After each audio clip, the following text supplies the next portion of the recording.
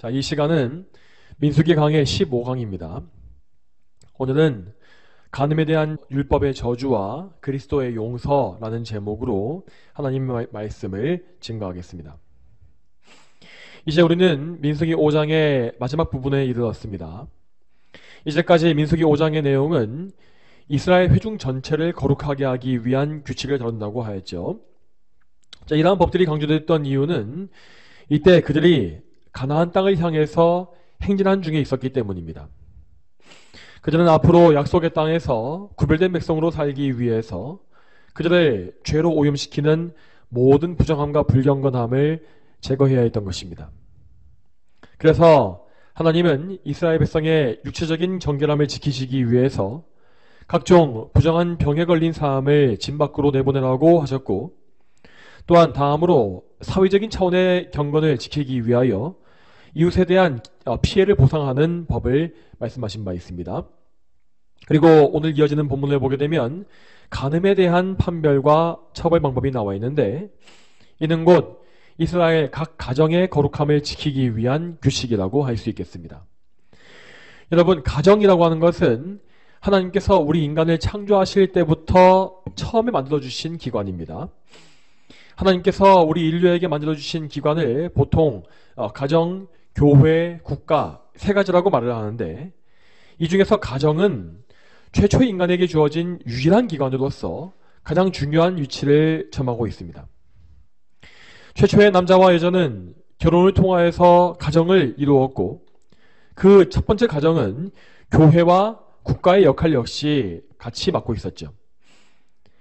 범죄 이전의 사람은 하나님의 형상으로서 흠이 없는 삶을 살 수 있었기 때문에 굳이 국가나 교회의 기능을 따로 떼어놓을 필요가 없었습니다. 한 가정 안에서 남편과 아내가 있다면 그들을 통해서 국가의 기능을 할 수 있었고, 또한 교회의 기능 역시 할 수 있었던 것입니다. 그만큼 창조 당시에 가정이라는 존재는 하나님의 지혜가 담겨있는 완전한 기관이었습니다. 그러나 아담의 범죄로 인하여서 가정의 그 역할은 크게 손상되었습니다. 원래 남편은 가정의 머리로서 아내를 다스리며 사랑하는 역할을 해야 했지만, 타락 이후에 그 기능을 제대로 수행할 수가 없게 되었습니다. 남편은 자기의 권한을 잘못 사용함으로써 아내를 괴롭히게 되었고, 아내에 대한 사랑 역시 무너지게 되었죠. 또한 아내도 역시 원래는 남편의 권위에 순종해야 했고, 남편을 돕는 배필로서 사랑과 존중을 다해야 했습니다. 하지만 타락 이후에는 그 기능에 큰 손상을 입게 되었습니다. 아내들은 남편들의 권위에 대항하고 그를 온전히 존중하거나 사랑하지 못하는 그런 타락한 상태에 빠지고 만 것입니다. 이처럼 원래 있었던 가정의 기능이 손상되었기 때문에 하나님께서는 원래 가정에 있었던 국가와 교회의 기능을 따로 독립시켜서 세 가지 기관을 세워주신 것입니다. 자, 우리가 오늘 보게 될 이 본문은 인간의 타락 때문에 가정에 생긴 심각한 문제의 일면을 보여줍니다. 이것은 간음의 죄에 대한 문제인데, 간음은 남편이나 아내가 상대방에 대한 사랑과 신뢰를 저버리고 부정을 행하는 죄입니다. 그리고 이것은 남편과 아내가 이루고 있는 한 몸을 찢는 것과 같은 최악의 범죄 행위라고 할 수 있겠습니다. 간음은 부부의 연합을 파괴하고 가정을 파탄내며 부부 상호 간에 회복하기가 매우 어려운 상처를 입힙니다. 이처럼 간음의 죄는 하나님께서 창조하신 결혼과 가정을 파괴함으로 곧 하나님에 대한 직접적인 도전과 모욕으로 간주되어지는 것입니다. 그래서 하나님은 이 간음의 죄를 매우 미워하시며 제7계명을 통해서도 엄중히 금하신 것을 우리는 볼 수 있습니다. 또한 하나님은 오늘 본문 말씀에서도 간음을 향한 당신의 불쾌함과 분노를 보여주십니다. 자, 오늘 본문인 민수기 5장 전체가 원래 무엇을 위한 본문이라고 했습니까?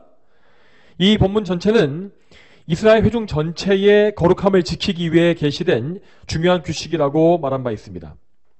바로 그 중대한 규칙, 이스라엘 회중을 거룩하게 하기 위한 그 중대한 규칙 중에서 하나님은 그 중 하나로서 간음에 대한 재판 규정을 포함시키신 것입니다.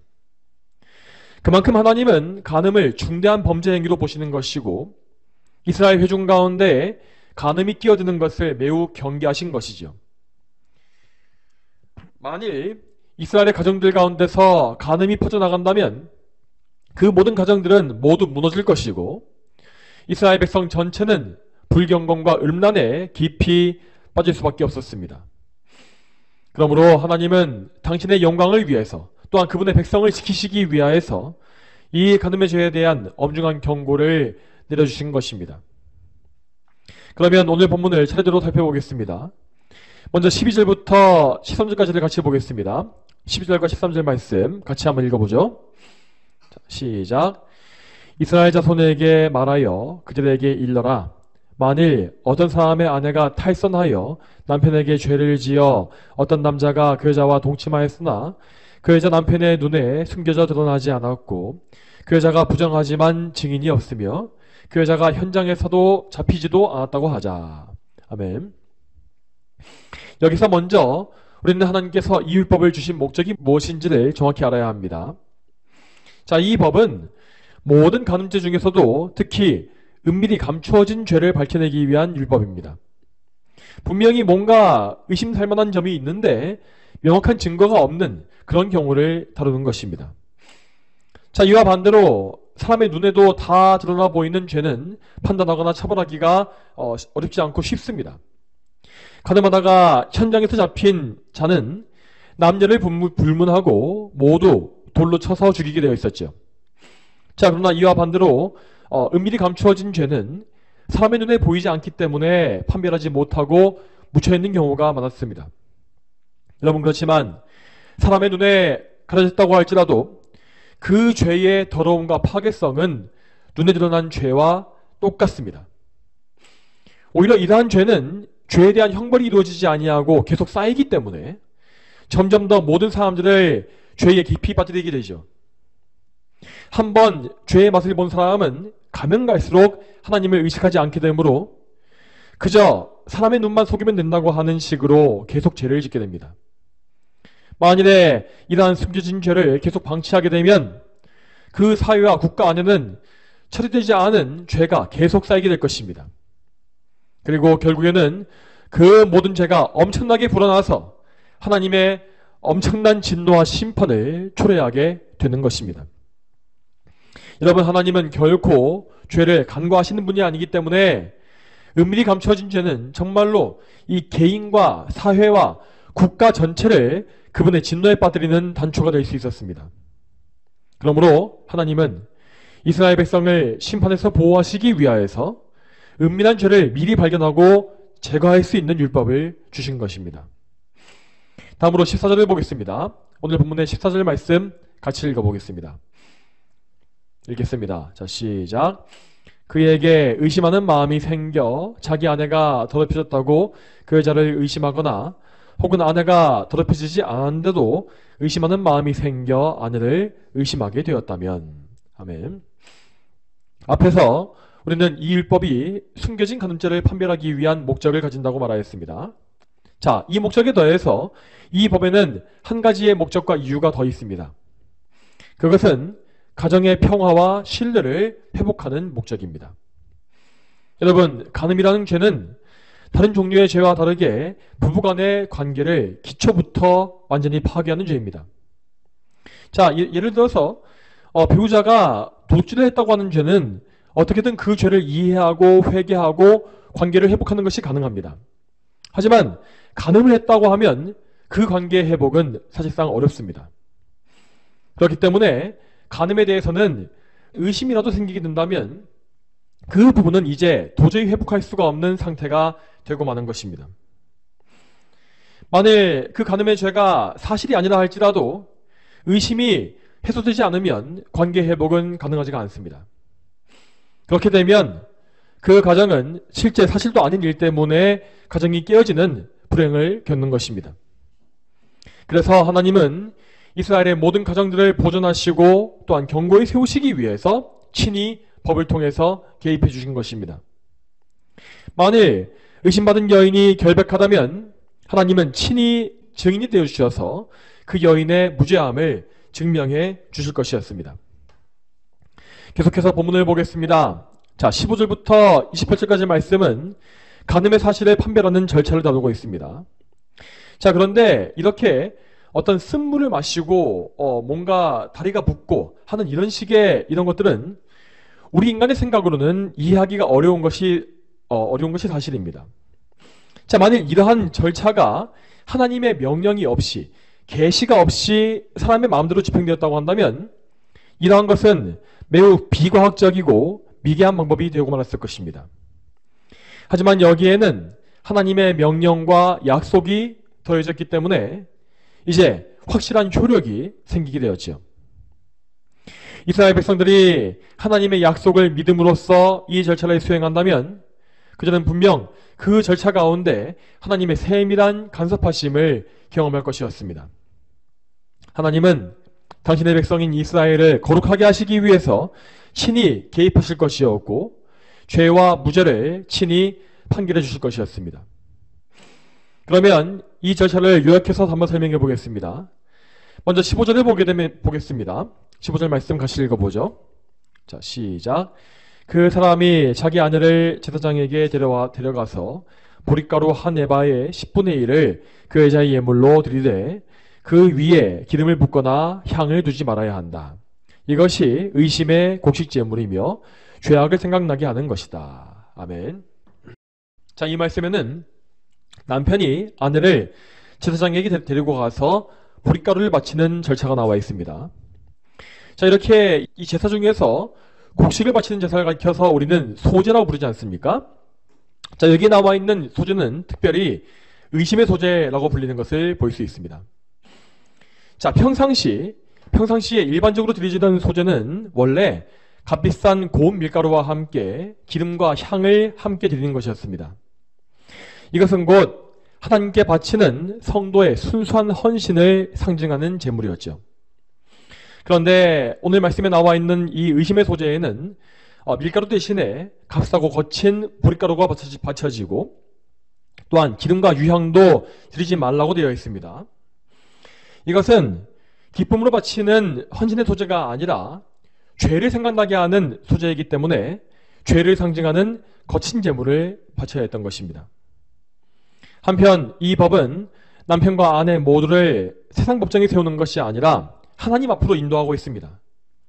그 두 사람은 모두 재물을 가지고 하나님께 나와야 했으며 그 재물을 놓고 자기의 죄악을 먼저 생각해야 했죠. 자, 여러분, 이 죄악이라고 하는 것은 남편과 아내 모두에게 다 해당되는 것이었습니다. 만일 남편이 아내를 부당하게 대우하고 의심한 것이었다면 그는 아내를 괴롭게 한 자기 죄에 대해서 생각하고 먼저 회개해야 했습니다. 그리고 그는 즉시 모든 의심을 거두고 아내에 대한 사랑과 신뢰를 회복해줘야 했지요. 또한 반대편으로 이것은 아내의 경우에도 똑같았습니다. 만일 그녀가 정말로 간음을 범했다면 그는 이때라도 죄를 고백하고 회개해야 했습니다. 또한 그녀가 만일 간음의 죄를 범치 않았다 할지라도 그는 혹 내가 평소에 남편을 의심하게 할 만한 행실을 한 것이 아닌가 하는 생각을 해봐야 했습니다. 만일 그 아내가 정말로 정숙하지 못하고 음란한 말과 행실을 했었다면 그녀는 그것을 죄악으로 여기고 회개하는 마음을 품어야 마땅했습니다. 자, 이러한 경우에 이 아내는 쓴물을 마시고서 자기의 결백이 증명된 이유라도 자기의 평소 행실을 고칠 것이고 이제는 정결과 거룩함으로 자기를 단장하게 될 것이었습니다. 자, 여러분 잘 보시기 바랍니다. 하나님은 여기에서 남편이든 아내든 어느 한쪽을 차별하시는 것이 아닙니다. 그분께서는 남편과 아내 모두에게 그들에게 맡겨진 책임을 요구하시는 것입니다. 남편은 마땅히 집안을 잘 다스리고 아내를 잘 돌봐주며 사랑해야 할 책임을 져야 하고 아내는 남편을 존중하고 순종하며 모든 면에서 순결해야 할 책임을 지고 있는 것입니다. 남편과 아내 모두가 하나님 앞에서 자기 책임을 잘 수행한다면 가정에는 결단코 의심이나 질투가 없을 것입니다. 그러므로 이스라엘 백성들은 이러한 율법을 볼 때에 이러한 법을 수행할 일 자체가 없도록 먼저 자기 집에서 가정을 온전히 지키고 세우는 일에 힘써야 했습니다. 그러면 계속해서 본문을 보겠습니다. 16절에서 제사장은 여인을 성막 문 앞으로 데리고 갔습니다. 그리고 17절에서 질그릇에 성소의 물두멍에 있는 물을 담고 그 안에 성막 바닥에 있는 흙을 넣으라고 했습니다. 이렇게 물과 흙을 섞은 이 물을 저주의 쓴물이라고 부르는데, 이 여인은 이 물을 마심으로써 자기가 범죄를 했는지 혹은 무죄한지를 증명해야 했습니다. 이때에 흙이 들어간 물을 마신다라고 하는 것은 그 여인이 이렇게 의심받음으로써 받는 치욕을 상징하고 있습니다. 만일 그녀가 정말 죄를 지었다면 그 치욕은 그대로 저주와 심판이 되어서 그 여자에게 돌아갈 것이고, 반대로 그녀가 죄를 짓지 않았다면 그 치욕은 오히려 축복으로 바뀌어서 그녀의 결백을 증명할 것입니다. 자, 이렇게 흙을 넣은 물을 만든 이후에 제사장은 여자에게 자기 행위에 대한 맹세를 하게 했습니다. 그 맹세는 19절부터 22절에 나와 있습니다. 이 맹세는 이 여인이 간음을 행했을 때 받게 될 저주와 무죄했을 때 받을 은혜에 대한 것이었습니다.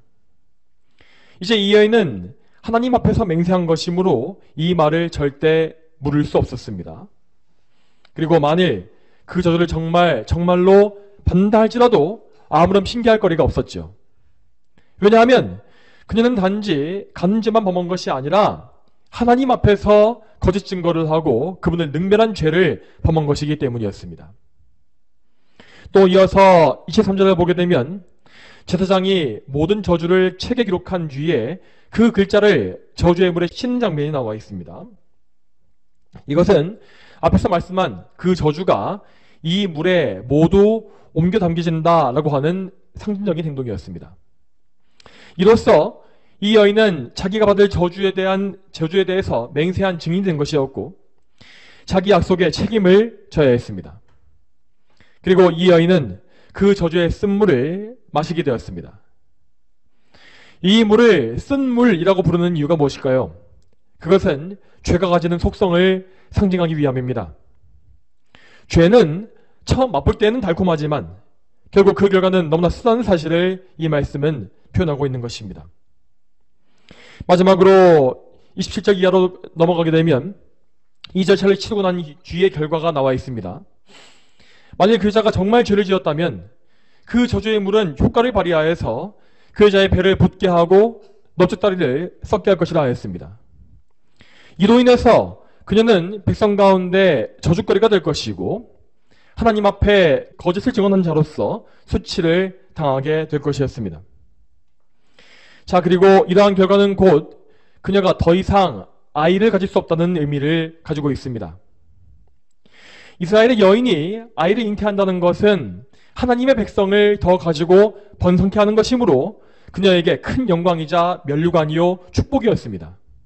그렇지만 이 여자는 자신의 몸을 하나님의 영광을 위해서 쓰지 아니하고 자기의 정욕을 위해서 낭비하기 때문에 더 이상 아이를 가질 수 있는 기회를 가질 수 없게 되는 것이죠. 그러나 반대로 그녀가 결백하다면 그녀는 아무런 해도 받지 않을 것이고 자식을 잉태할 것이라고 되어 있습니다.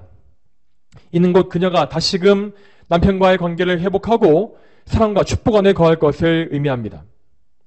여러분, 하나님은 이런 한 가정에 서서히 보이는 문제를 그냥 넘기지 아니하시고 세밀하게 개입하시는 분입니다. 그분은 억울함을 당한 사람을 불쌍히 여기시고 이 작은 여인의 결백을 친히 증명해 보여주시는 것입니다. 자, 여러분, 물론 이 법을 우리 현대 관점에서 보자면 이 법은 무척이나 부당하고 불공평해 보일 것입니다. 어떻게 남편은 의심에 대해서 아무런 책임을 지지 않고 아내만 쓴물을 마셔야 하는가라는 생각이 들 것입니다. 그렇지만 여러분, 이 민수기 말씀이 기록된 고대에 이 말씀은 오히려 여성의 권리를 보호해주는 무척 파괴적인 법임을 알아야 합니다. 그 당시에 동일한 시대에 이 다른 나라의 기록을 보게 되면 간음의 범죄에 대해서 정말 가혹한 처벌이 많이 나와 있는 것을 볼 수 있습니다. 그 당시에 이방 민족들의 남편은 작은 의심만 가지고도 아내를 재판에 고소할 수 있었고 아내들은 정말 부당하고 끔찍한 처벌을 받는 것이 비일비재했습니다. 그리고 그 모든 의심과 처벌에 대해서 남편들은 아무런 책임도 지지 않았습니다. 왜냐하면 그 당시의 아내들은 남편들의 재산 중의 일부로서 간주되었기 때문입니다.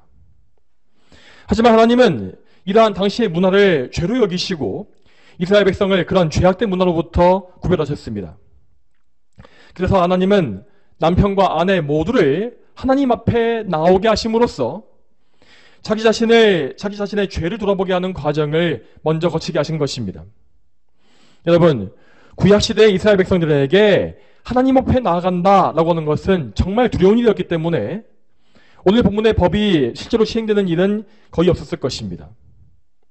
그들은 분명히 하나님께 나아가기 전에 의심과 범죄 사실에 대해서 대화를 했을 것이고 그 대화 가운데에서 용서를 구하거나 의심을 푸는 등의 해결 방법을 먼저 찾았을 것이 분명합니다. 그러므로 오늘 우리가 읽었던 이 본문의 율법은 죄를 해결하기 위해서 필요한 최종적인 수단으로서 이스라엘 사람들의 범죄를 억제하고 회개하게 하는 역할을 했던 것입니다. 그리고 여러분, 이러한 의미에서 우리는 율법 전체의 의미와 목적을 바르게 알아야 합니다. 여러분, 율법이란 것은 사람을 죽이고 형벌하기 위해 주어진 것이 아닙니다. 우리는 본성적으로 범죄한 자들에 대해서 자비와 긍휼의 마음을 품지 않고 무조건 정죄하려 하기 때문에 율법을 악용하는 경우가 많지 않습니까? 우리는 남들에게 서슬퍼런 율법의 절대를 들이대면서 저런 사람은 반드시 죽여야 한다라는 생각을 쉽게 하곤 합니다. 그렇지만 다시 말씀드리지만 율법은 결코 사람을 죽이고 심판하기 위해서 주어진 것이 아닙니다. 율법이 죄인을 처벌하거나 심지어 사형에 처하는 근본적인 이유는 죄인을 파괴하기 위함이 아니라 하나님의 공의와 거룩함을 세우기 위함입니다. 하나님의 공의가 또한 그분의 거룩하심이 심판을 요구하기 때문에 즉각적인 심판이 필요한 죄에 대해서는 율법은 사형을 선고하는 것입니다. 또한 더 나아가서 율법은 죄를 경고하고 회개를 요구하는 역할을 합니다. 한번 잘 생각해 보시기 바랍니다. 율법에 따라서 죄인의 처벌이 이루어질 때에 그 처벌을 바라보고 있는 이스라엘 백성들은 어떤 생각을 했겠습니까? 죽어 마땅한 죄인이 죽는 것이니 기뻐하고 고소해야 하겠습니까? 아니면 나 자신이 저런 죄인이 아니라는 사실을 안도하면서 상대적인 우월감을 느껴야 할까요? 그렇지 않습니다. 물론 이스라엘 백성들은 죄인에 대해서 단호하게 하나님의 법을 시행해야 했습니다. 하지만 그와 동시에 그들은 자기의 죄를 돌아보고 생각해야 했습니다. 나 역시 저렇게 심판받아 마땅한 죄인인데 나는 이렇게 살고 있구나.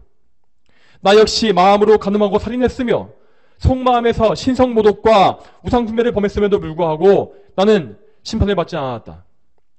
내가 사는 것은 나의 의 때문이 아니라 오직 하나님의 은혜 덕분이구나. 이러한 생각을 해야 했다는 것입니다. 이와 같이 율법은 죄인들을 겸손케 하고 자기 죄를 회개하게 만들기 위해서 존재하는 것입니다. 그리고 더 나아가서 이스라엘 백성들은 자기의 죄를 완전히 사해 주실 한 분의 구원자를 대망해야 했습니다. 그 구원자, 메시아의 신 예수님은 이 땅에 친히 오셔서 모든 율법을 완성하실 분이었습니다. 그분은 구약에 기록된 모든 율법을 준행하심으로써 율법의 마침이 되시고 모세의 율법보다 훨씬 더 우월한 그리스도의 법, 사랑의 법을 우리에게 주실 분이었죠. 그렇다면 오늘 본문에 나와 있는 간음의 죄와 형벌은 예수님 안에서 어떻게 완성되었겠습니까? 우리는 요한복음 8장에서 그 답을 찾을 수 있습니다. 자, 이에 대해서 요한복음 8장 1절 이하를 보시면서 말씀을 들으시기 바랍니다. 요한복음 8장 1절 이하를 보시면서 말씀을 들으시면 되겠습니다. 자, 거기에 보게 되면 간음을 하던 중에 현장에서 잡혀온 여인에 대한 이야기가 나와 있습니다. 이 여인은 죄를 짓는 중에 현행범으로 잡힌 것이기 때문에 율법상으로 보게 되면 반드시 죽여야 했습니다. 말하자면 이 여인은 오늘 우리가 보았던 민수기의 말씀으로서도 보호받을 수 있는 자격이 전혀 없었던 것입니다. 율법에서 판단하기에 이 여인은 반드시 죽여야만 하는 끔찍한 죄인이었습니다. 그래서 서기관들과 바리새인들은 기세등등하게 이렇게 말합니다. 그 본문 말씀에 4절과 5절 말씀을 보시기 바랍니다. 예수께 묻기를 선생님, 이 여자가 간음하다가 현장에서 붙잡혔습니다. 모세는 율법에서 이런 여자들을 돌로 치라고 우리에게 명령하였는데 당신은 뭐라고 말하시겠습니까? 하였으니. 아멘. 여러분, 그렇지만 이들이 이러한 질문을 한 것은 예수님을 시험하기 위함이었습니다. 만일 예수님께서 이 여자를 풀어주라 라고 하신다면 그들은 예수님을 율법 파괴자라고 정죄할 계획이었습니다. 그리고 반대로 예수님께서 이 여자를 정죄해서 죽이라고 하신다면 그들은 예수님께서 평소에 말씀하신 사랑과 긍휼이 다 거짓말이었다고 퍼뜨릴 심산이었죠. 그렇지만 예수님은 그들의 그러한 말에 전혀 답하지 아니하시고 땅에 무언가를 쓰시고 계셨다고 하였습니다. 이것은 예수님께서 뭔가 특별한 글자를 쓰신 것이 아니라 그들을 완전히 무시하신다라는 뜻으로 하신 행동이었습니다. 이 사람들은 모세 율법을 악용하여서 성자 예수님을 모함하고 있었던 것이기 때문에 그러한 범죄 행위에 대해서 대응할 만한 가치가 전혀 없다는 것을 이렇게 보여주는 것이죠. 그리고 예수님은 이윽고 이렇게 말씀하십니다. 7절 말씀에 너희 가운데 죄 없는 자가 먼저 이 여자에게 돌을 던져라 하셨습니다. 여러분, 이 말씀은 정말로 지혜롭고 완벽한 답변이었습니다. 이 말씀은 바리새인들과 서기관들의 양심을 깊이 찔렀고 그들의 죄를 떠올리게 만들었습니다. 그들은 지금 자기를 의인이라 여기면서 이 여인을 정죄하고 있었습니다. 그렇지만 실상 그들은 하나님의 영광과 거룩함을 귀히 여겨서 죄를 제거하려고 한 것이 아니라 예수님을 죽이기 위한 목적을 가지고서 그 여인의 범죄 행위를 이용한 것이었습니다. 또한 그들 가운데 죄에서 자유로운 사람은 아무도 없었기 때문에 그들은 금세 전의를 상실하고 그 자리를 피하게 되었습니다. 그 악인들이 모두 다 떠나고 나서 예수님은 이 여인에게 이렇게 말씀하십니다.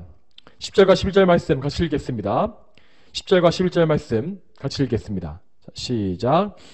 예수께서 일어나서 그 여자에게 말씀하시기를 여자야, 그들이 어디에 있느냐? 너를 아무도 없느냐 하시니 그 여자가 말하였다. 주님, 아무도 없습니다. 예수께서 말씀하시기를 나도 너를 정죄하지 않으니 가거라. 그리고 이제부터는 더 이상 죄를 짓지 마라 하셨다. 아멘. 자, 여기에서 마지막 말씀에서 예수님은 이 여인에게 말씀하시기를 나도 너를 정죄하지 않으니 가거라. 그리고 이제부터는 더 이상 죄를 짓지 마라 라고 하십니다. 바로 이 말씀에 오늘 이 설교의 핵심이 담겨 있습니다. 예수님은 분명히 말씀하시기를 나도 너를 정죄치 않는다 라고 하십니다. 분명 이 여인은 모세율법의 정죄를 받았기 때문에 사실 바리새인들과 서기관들의 말은 아예 틀린 것은 아니었습니다.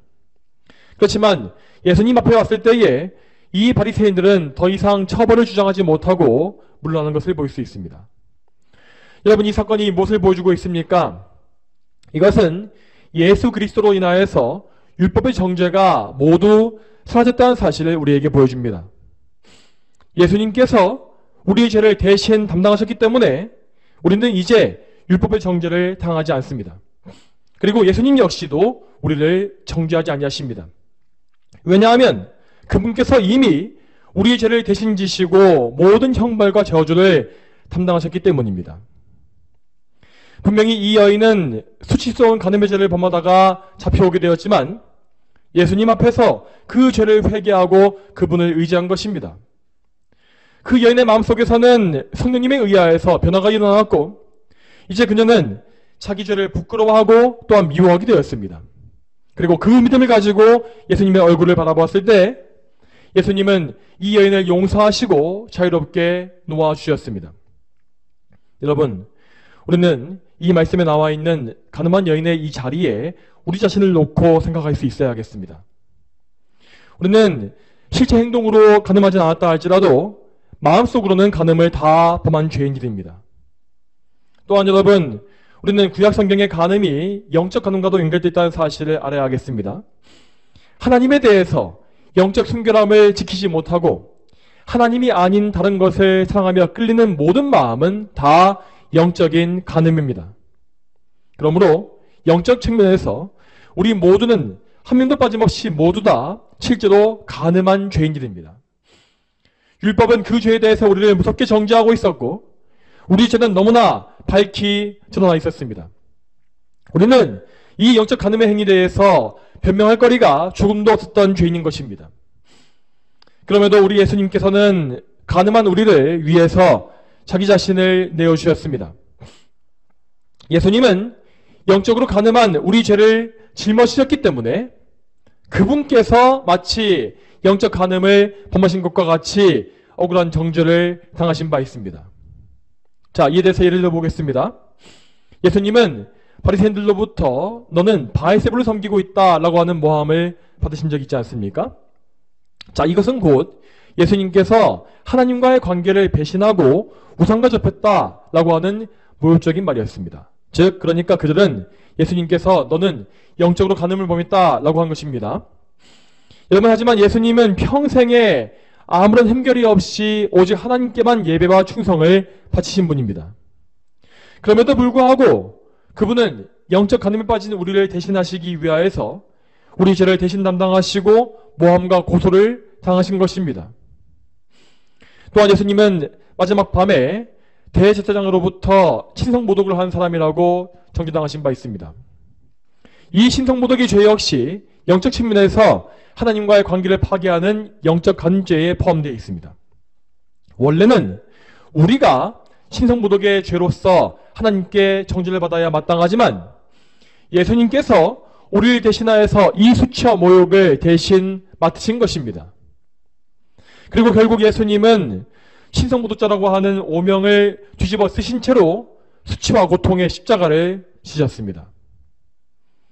또한 그분의 죄패에는 유대인의 왕이라고 하는 글씨가 씌어져 있었는데 이는 곧 그분이 하나님을 경외하지 않고 자기를 왕으로 높였다라고 하는 의미를 담고 있었습니다. 이 역시 분명히 영적 간음의 죄의 범주에 속해 있는 죄였죠. 그렇지만 실상 예수님은 그 부분에 대해서 아무런 죄가 없으신 분이었습니다. 그분은 실제로 이스라엘의 왕, 곧 교회의 왕이신 분입니다.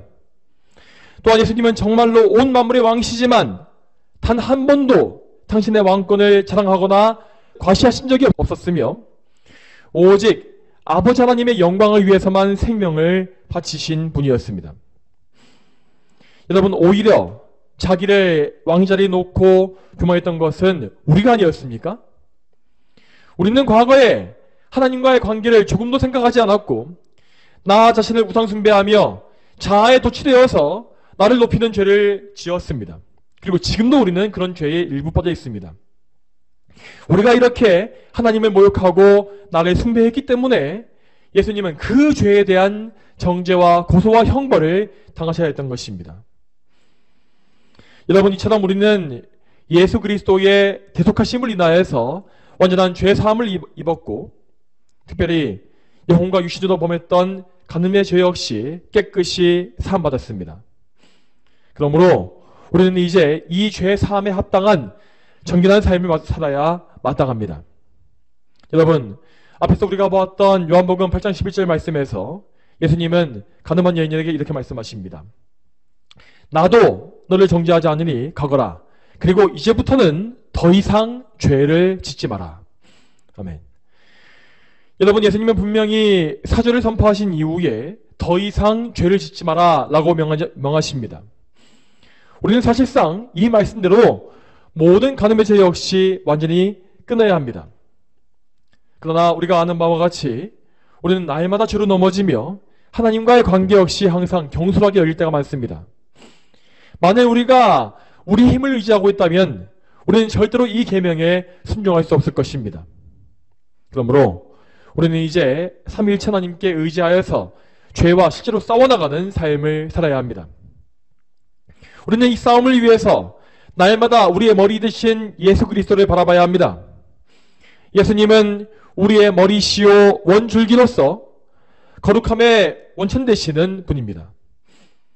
여러분, 예수님께서 이 땅에 사시는 동안에 완전한 삶을 사신 이유가 무엇이겠습니까? 그분은 우리를 거룩하게 하시기 위해서 그러한 삶을 사신 것입니다. 예수님은 마지막 아담으로서 우리를 대신하여서 완벽한 순종과 사랑을 행하셨고 이제 우리는 믿음으로 그분께 연합하여서 그 순종과 사랑에도 연합하게 된 것입니다. 그러므로 우리의 삶은 오직 예수 그리스도 안에서 하나님께 순종하고 그분을 사랑하는 삶이 되어야 합니다. 여러분, 이것이 무슨 의미겠습니까? 우리는 날마다 믿음으로 그리스도의 능력을 구해야 합니다.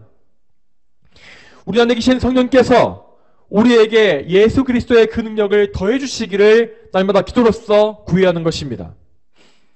나의 노력과 의지와 생각이 얼마나 무기력한지를 날마다 아뢰고 날마다 하나님의 은혜를 구하며 사는 것, 이것이 우리에게 필요한 것입니다.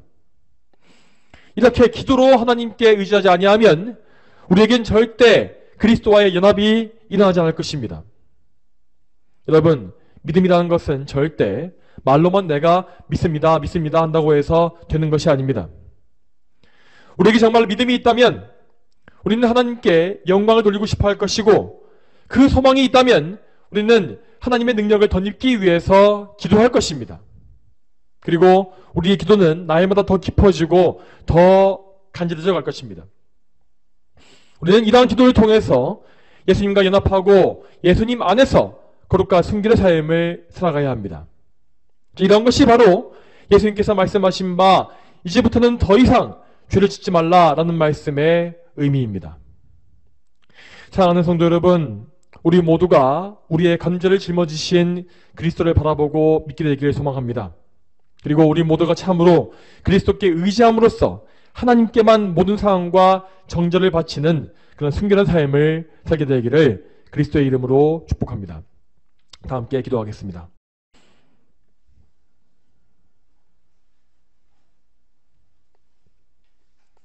하나님 아버지, 오늘도 우리가 민수기의 말씀을 통하여서 우리가 범한 간음죄와 또 그 죄를 해결하신 예수 그리스도의 공로를 생각하게 하심에 참으로 감사합니다.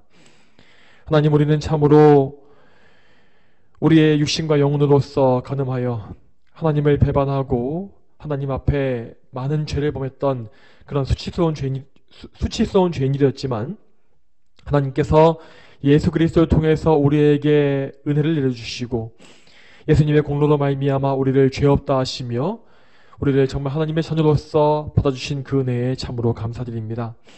하나님, 우리가 이러한 은혜를 받았기 때문에 더욱더 하나님의 사랑을 더 깊이 알게 하시고 하나님의 뜻대로 더욱더 거룩한 삶을 사는 가운데 이 사람을 거룩하게 하는 복음을 온 세상에 선포할 수 있도록 주여 도와주시옵소서. 우리의 무력함을 날마다 아뢰면서 기도로 하나님께 매달리게 하시고 우리를 위해서 완전한 순종의 삶을 사신 예수 그리스도께 의지하여 예수님의 순종에 연합하는 그러한 거룩한 백성이 다 되게 해주시기를 간절히 소망합니다. 감사드리옵고 이 모든 말씀 거룩하신 예수님의 이름으로 기도 올립니다. 아멘.